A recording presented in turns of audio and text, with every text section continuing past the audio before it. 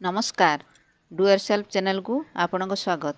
बर्तमान मु पेपर रे आंब पत्र करिया को जाउछि। सेथिपई A4 साइज रो ग्रीन कलर पेपर नेछि।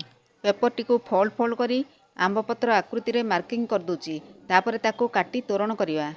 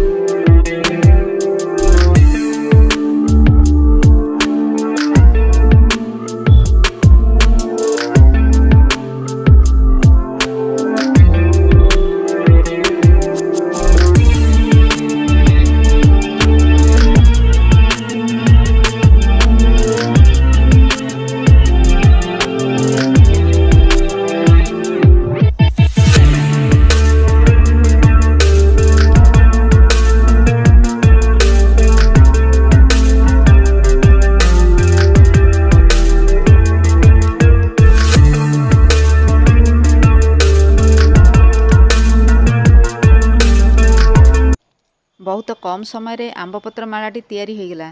आउ देखियाको मध्य बहुत सुंदर। एहीपरी पेपर रे आंबपत्र करी आमे पूजा पर्बाणी बा विभिन्न शुभ कार्य रे तोरण करी लगाई परिवा।